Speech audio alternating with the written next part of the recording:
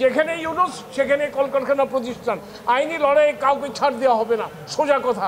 পেছনের দরজায় দুদক কেন? দুদক যা করেছে প্রকাশ্য করেছি, দিবালোকের মধ্যে করেছে।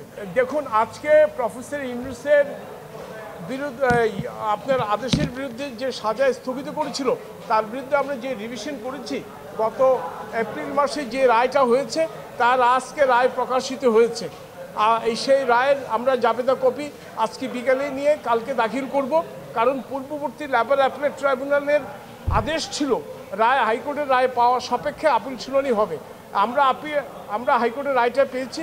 আমরা কালকেই আপিল শুনানির জন্য হাইকোর্টের রায় দাখিল করে চেষ্টা করব যেন কালকেই শুনানি শুরু হয়। এবং হাইকোর্টের রায়ে অর্ডারিং পোর্শনে বলে দিয়েছে এই চেয়ারম্যান লেবার অ্যাপিলেট কোর্টকে অ্যাজ ফার অ্যাজ পসিবল যত তাড়াতাড়ি সম্ভব অন মেরিটে আপিলটা নিষ্পত্তি করার জন্য। এই জাজমেন্টের মধ্যে কথা হলো সাজা কখনো স্থগিত হয় না। যেটা অন্যায়ভাবে লেবার অ্যাপিলেট ট্রাইব্যুনাল সেখানে সাজা স্থগিত করে দিয়েছেন, সেই সাজা কখনো স্থগিত হয় না। আরও অনেক পর্যবেক্ষণ দিয়েছেন যেটা ভবিষ্যতে আমাদের কোনো মামলার ক্ষেত্রে হয়তো বা কাজে লাগবে। তা আমরা মনে করি হাইকোর্টের রায়টা লেবার অ্যাপিলেট ট্রাইব্যুনালের জন্য binding, article 111 of the constitution, এবং সেই অনুযায়ী সেই ডিরেকশন অনুযায়ী আমরা আশা রাখছি কালকে আপিল শুনানি করতে পারবো। আমরা দীর্ঘদিন অপেক্ষা করেছিলাম, ওনারা চাচ্ছে যত লেন্থি সময় যায়। যেমন উনি দেখালেন একটা আপনার কোর্ট ফিস, ওনারা কোর্ট ফিস দেখালেন, ওনারা আপিলে যাবেন। আপিলে যাওয়ার জন্য আপনাদেরকে কে প্রতিবন্ধকতা করেছে? যখন রায় হয়েছে তার পরদিনই কিন্তু যাওয়া যায়, কিন্তু ওনারা যাননি।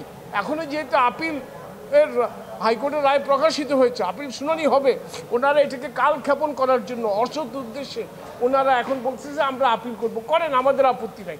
যেখানেই যাবেন সেখানে আমরা কন্টেস্ট করব। যেখানে ইউনুস সেখানে কলকারখানা প্রতিষ্ঠান। আইনি লড়াইয়ে কাউকে ছাড় দেওয়া হবে না, সোজা কথা। কাজে আপনি যত কথাই বলেন, আইনি লড়াই আমরা চালিয়ে যাব এবং আমরা কালকেই আপিল শুনানির জন্য প্রস্তুতি নিচ্ছি। আমরা শুনানি স্টার্ট করতে পারবো। বিচারক আছে তো, সেই আইনের জটিলতা যদি প্রশ্ন উঠে সেটা আমরা আদালতের কাছে সেটা প্রতিকার চাবো। প্রয়োজনে যদি হয় আমরা আইনি ব্যাখ্যা চাবো।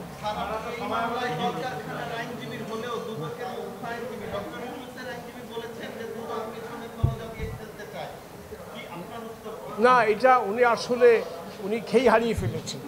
দুদক পিছনের দরজা দিয়ে কিছু হলেই দুদক। আরে ভাই, এটা তো দুদকের মামলা না, এটা কলকারখানা প্রতিষ্ঠানের মামলা। দুদকের মামলা সাক্ষর জন্য দিন আছে। ওনার বিরুদ্ধে অভিযোগ গঠন হয়েছে অর্থ পাচার মামলায়। সেই অর্থ পাচার মামলা আপনি সাক্ষী দিয়ে কন্টেস্ট করে বেরিয়ে আসুন।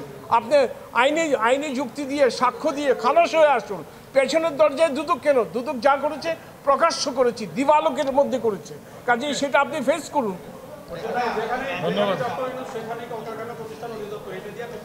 এটা দিয়ে বোঝাতে চাচ্ছি কলকারখানা প্রতিষ্ঠানের মামলাটি শ্রম আদালতে যখন বিচারাধীন ছিল কালক্ষেপণ করতে চেয়েছিল, কিন্তু পারে নাই। এখন যখন আপিল শুনানির জন্য রেডি হচ্ছে, হাইকোর্টের রায় প্রকাশিত হয়েছে, আবার কালক্ষেপণ আবার উনি এটা কালক্ষেপণ করতে যাচ্ছে। উনি যে শ্রমিকদের অধিকার নিয়ে নয় করছে, আমরা সেই জন্যই বোঝাতে চাচ্ছি আমরা শ্রমিকদের অধিকার রক্ষায় কাজ করি। আইনের প্রতিবন্ধকতা দেখলে, আইনের যদি ব্যত্যয় ঘটে, আমরা সরাসরি আদালতে চাই। সেই জন্য আমরা বললাম যেখানেই ডক্টর ইউনুস সেখানেই কলকারখানা প্রতিষ্ঠান। আমরা প্রত্যেকটা ক্ষেত্রে আইনি লড়াই চালিয়ে যাব।